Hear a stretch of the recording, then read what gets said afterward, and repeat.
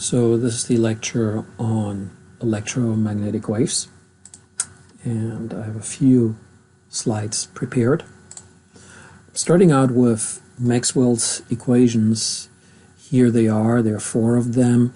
They come from electricity and magnetism. So basically the first one just expresses that a charge or charge density produces an electric field, that a magnetic field has closed loops, that a changing magnetic field produces an electric field, and that an electric current or a changing electric field produces a magnetic field.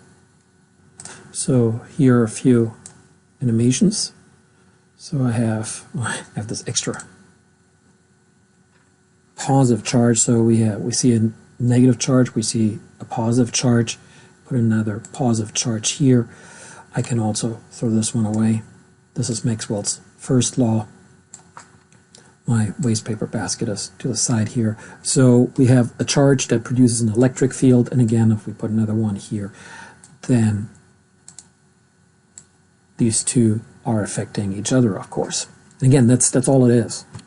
A charge producing an electric field. All right, let's look at magnetism.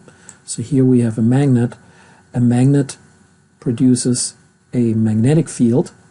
We see all these compasses here, and these are closed loops. So I show another animation here. This one is from FET. The others are from this Czech physics side. The FET is usually more interactive, but in this case a little bit more. Anyway, here we can see inside the magnet, and we can see that the magnetic field lines are actually closed. So for example here, and then they curl around and come back, and then they go through the magnet, and so on. And an implication of that is that you have to have two magnetic poles. Magnetic monopoles do not exist. There is no such thing as just a south pole. You have to have south and north pole. If you sawed this apart, you would come up with actually two magnets. Unlike electricity, you can actually have single charges. You are able to have just one positive charge, and all the negative charges are removed. So anyway, here it is. I can play a little bit around with this one here. So here's a field meter that measures in Gauss. Well, a little bit there, or planet Earth, and we can see that the south side of the inside magnet of the Earth is actually at the north, which makes sense because that's where the north side of the compass is pointing. This being here the north side has to point to the south. Okay, and this is the law of induction. So I have a magnet here. If the magnet's just sitting there with this coil around it, and there's an ammeter, by the way, there's no battery involved at all. So if it's just sitting there, and I guess I have to center this a little bit better. There we go. And now I move this forth and back. We can see that it induces a current, and the faster I move it, the larger the current is. So a changing magnetic field produces an electric field, or in this case, a current. Now the electric field produces then a current. And I have this animation here from FET, and I have a changing magnetic field. We can see the pointer on the upper left trying to move, but if I do it fast enough, then we get, of course, more voltage, which then means that we get large enough of current as well to see the light. And we could have two different coils, and it depends on how fast you move. So how fast the magnetic field is changing.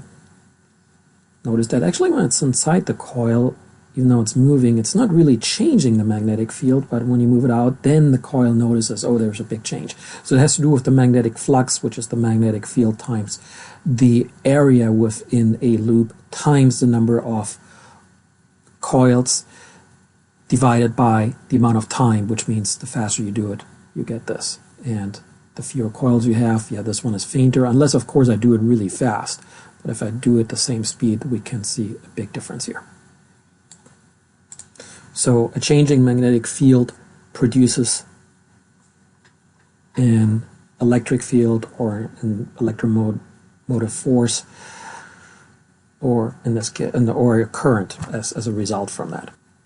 There's a negative in the equation, and we don't see it here. Negative actually means that there is a secondary magnetic field being produced, and that actually would make it harder to push the magnet inside because it's being so opposed because of the negative, and that would be Lenz's law on top of Faraday's law.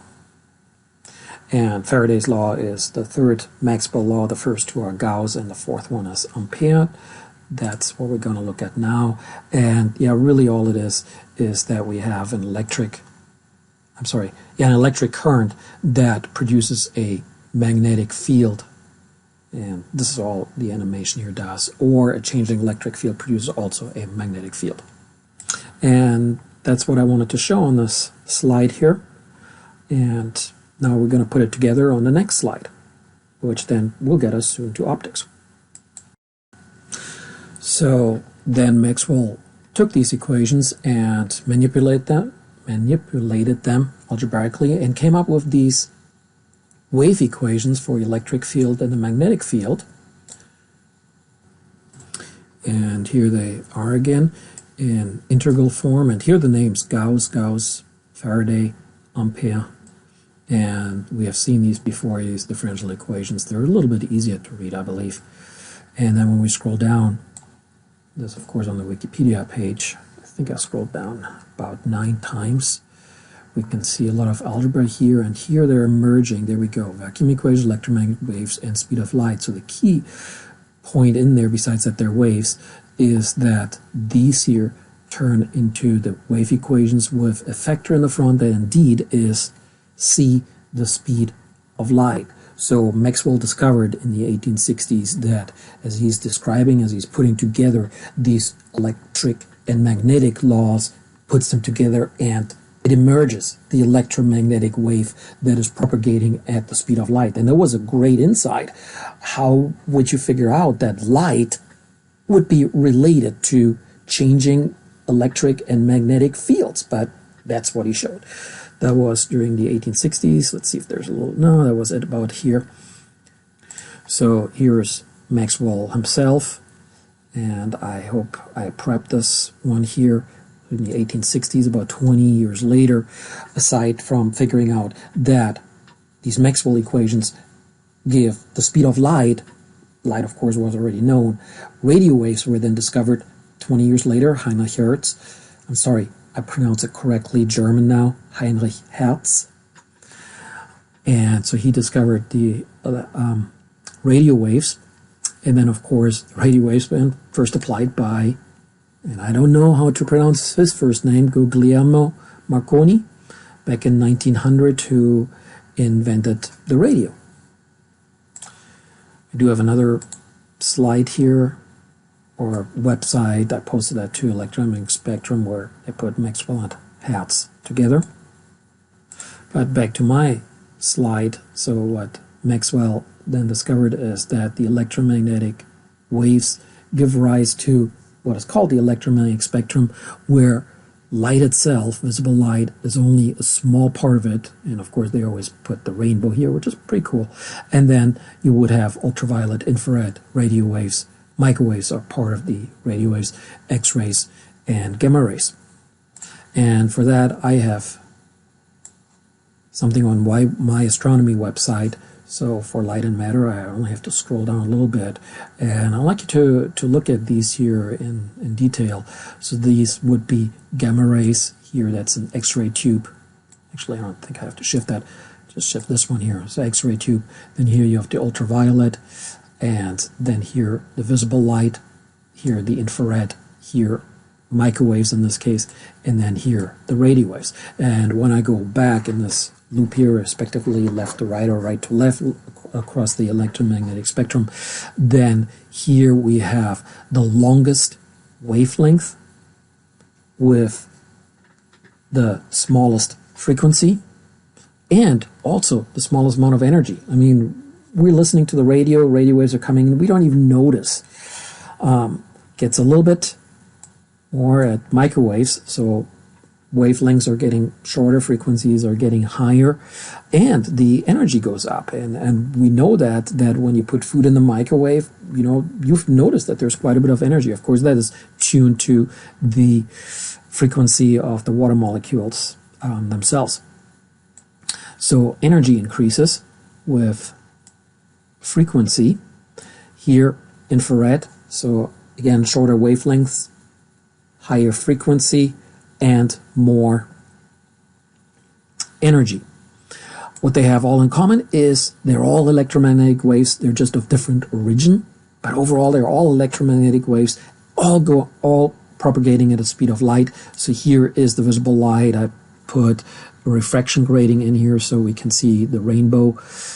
So, and then of course, if you get too much light in your eye, again, the energy is higher, you could actually hurt your retina.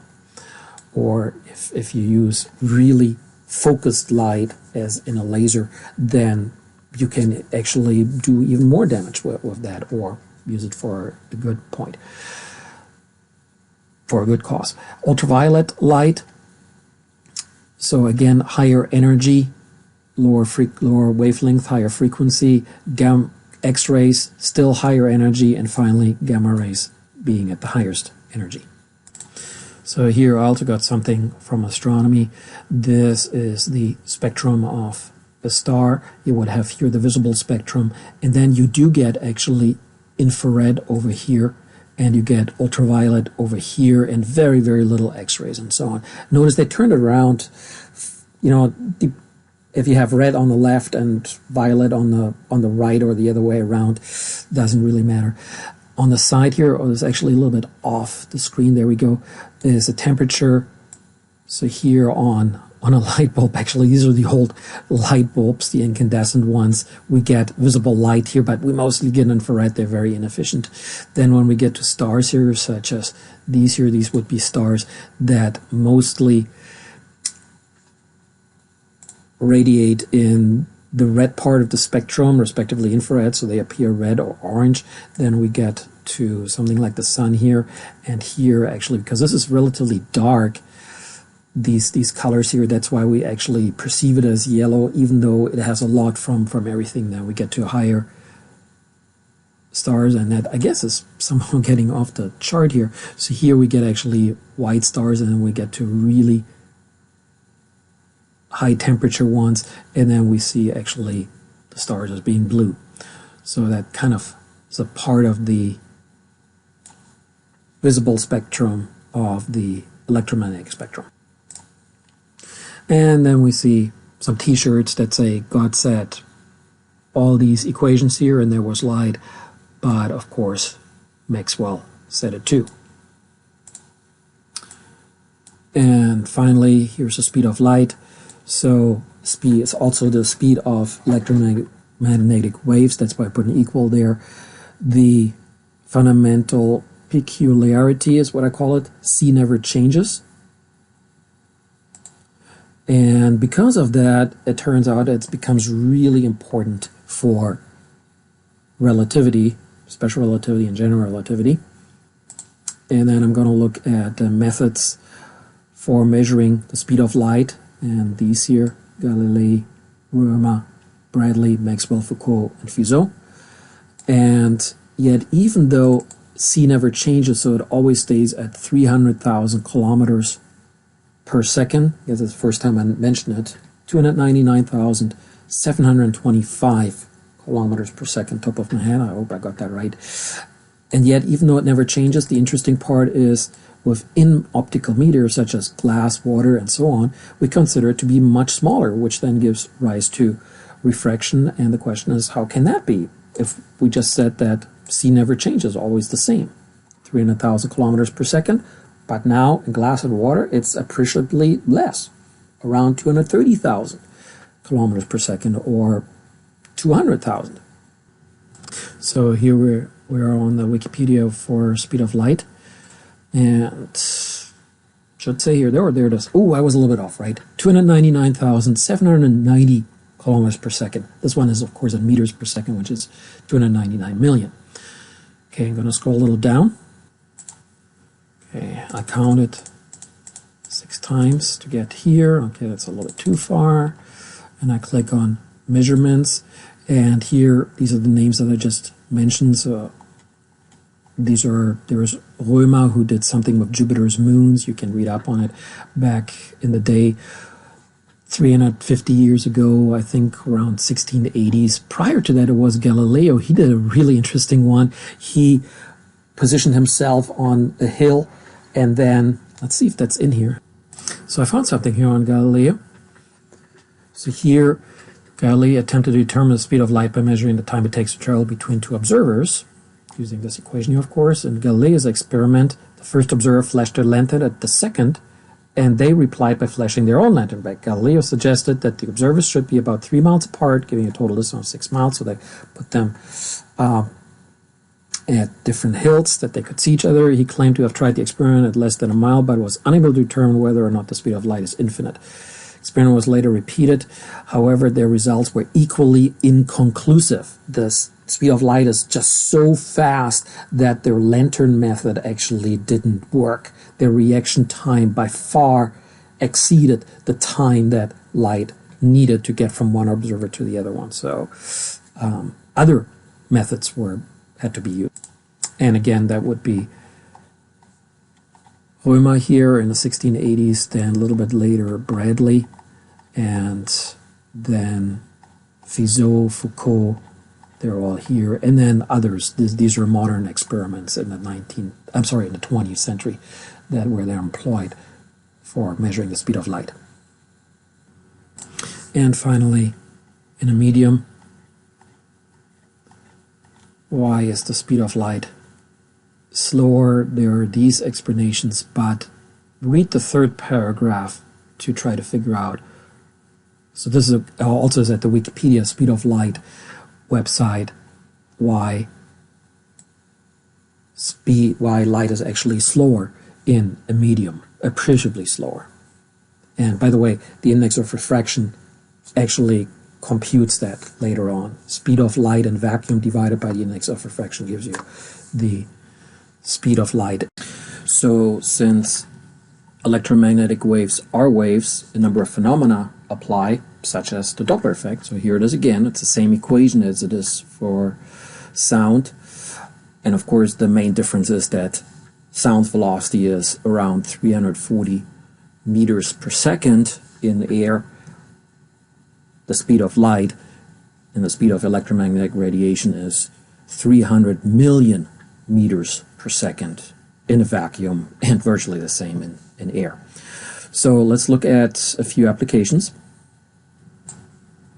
So here's a website on the Doppler effect, weather radar, and then of course the radar gun that police officers are using to give you a speeding ticket. Here's a little video where a submarine is following a whale, sending out sonar, which is back to sound. But later in the video, and I think we can see it here, we have the speeding tickets with the approaching vehicle, and you have a radar gun, which is radio waves or microwaves. There is a slide in here somewhere right here where it says your speed is this much, electromagnetic waves on one side, sound waves on the other side, as comparison.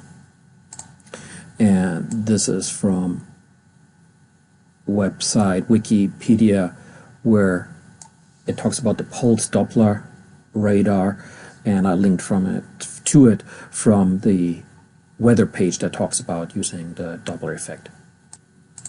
In astronomy, it's used a lot, such as in spectroscopic binaries, and I believe I have another one here. Yep, there we go. Two stars orbiting each other, and when one of them is moving away from us, that's the redshift, and toward us, that would be the blue shift.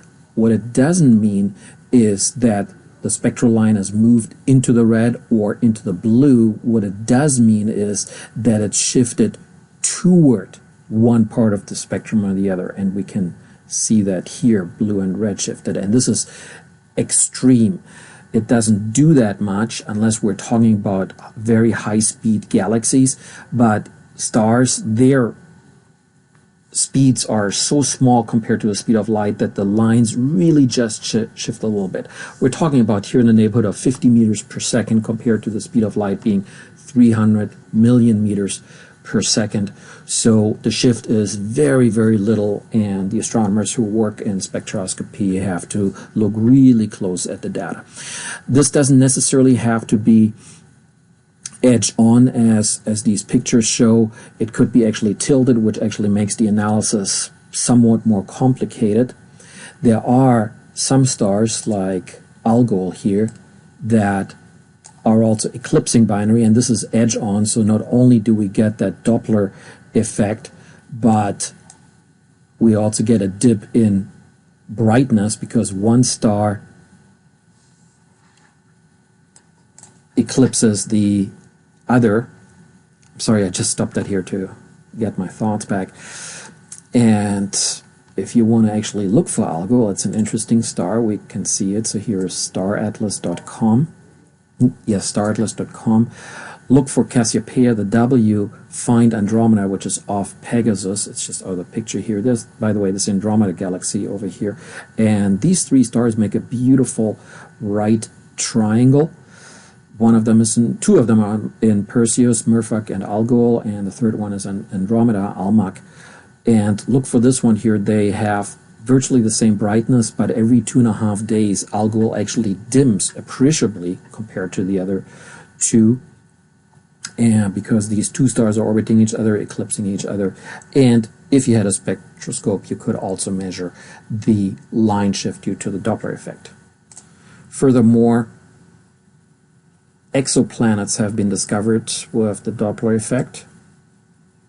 In fact, most of them, some of them is the transit photometry. That's what I just showed with Algol, where you have eclipsing binary, and the other one is in general. It doesn't have to be edge on. You still get a component that is moving away, respectively, toward you, and you can measure that. So lots of these planets so far, 4,000 some have been discovered, and a lot of them, close to 1,000, by these two methods. This is the website for Redshift, where they're talking about Wikipedia, where they're talking about all the components that we can use in astronomy. So here is what I already explained, some Redshift. And this one would be for, especially for galaxies. All galaxies in the universe are moving away from each other, so they all have a redshift, and it can be measured. And it so turns out, according to Hubble's law, that the further they are, the faster they move away. Hence, that can actually be used as a distance measurement. The Doppler effect is also used for rotating galaxies, figure out how they're rotating. So as stars are moving around, they're moving toward us or away from us, and again we get red and blue. This is the slide on polarization. One of the differences between sound and light, besides that they have widely different speeds, is that sound is a longitudinal wave, and light, just like water, is a transverse wave, and as such can be polarized. Light is usually unpolarized, but you put a polarizer there and it only will swing in one direction. And if you put a second polarizer in there at a different angle, it will then vibrate in a different direction. And I will show this one in just a moment in an animation. This one here, this table here, is actually from my lab, a lab which I really enjoy because there's really all kinds of neat little experiments with polarizers, and it has wide applications as well. So I hope you can join me for doing these lab experiments, however we're gonna do those. So here's the Wikipedia page for polarizers. You can see there's quite a bit of applications already within just the first paragraph. And here's something from a website called Nanodays. I've seen these little experiments at science shows before, and again you have unpolarized light, you have a polarizer, and then you have a second polarizer here, polarized light goes through, and then after that there's nothing. Here actually it explains how they're made, and so this one here, a solution of iodine molecules to the polymer, and then it's stretched, and then you get a polarized filter. So here's the animation. Polarized light comes in. You have a first polarizer here, which now makes it only vertical. Then there's a second polarizer, which is also vertical, so it keeps it. But if you turn that one, well, it absorbs that vertically polarized light and lets nothing through. The fun part is to put a second one in here, and because it's aligned as the other two, yeah, you get 0 through here because these are two vertical. Or if you put it horizontal, well, then it already happens here. But the fun part is this. So you have it at an angle, and it turns the vertically vibrating electric field of the light into a 45 degree or 51 degree angle, and then the horizontal one turns it again back into the horizontal from a vertical. That has to do with the vector nature of the electric field. That experiment, as I said, is really kind of neat. Another neat experiment has to do with the Brewster angle. I'll just show you this animation here. That's how it works. This is the incoming ray. This is the ray that is being reflected. And down here, what you see in blue when I turn this one here, that's the one that goes into another optical medium. So we have a surface here between one medium, such as air, and another one down here, such as glass. Right now, let's see, at 1.3, which actually was water.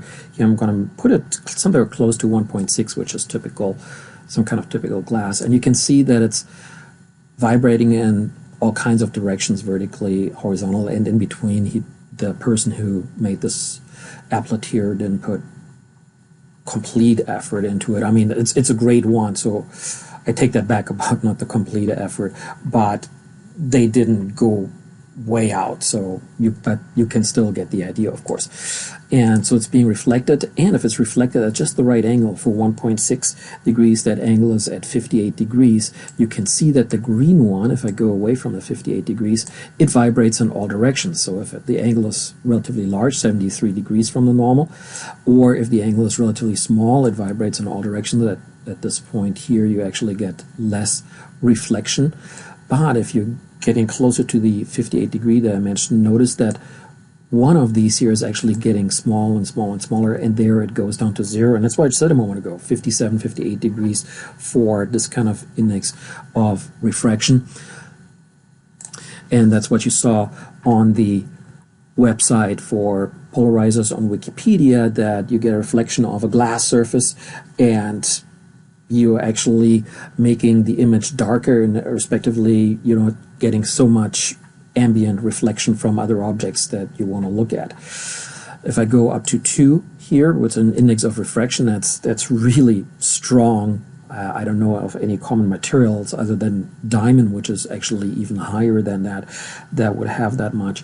And so when I try that here, okay, I get the second one back, and here it's down to 0, and I calculated with the inverse tangent of 2, I get 63 degrees, and that's actually exactly what I see here. If I change this one to about 1.33, we would have water down here.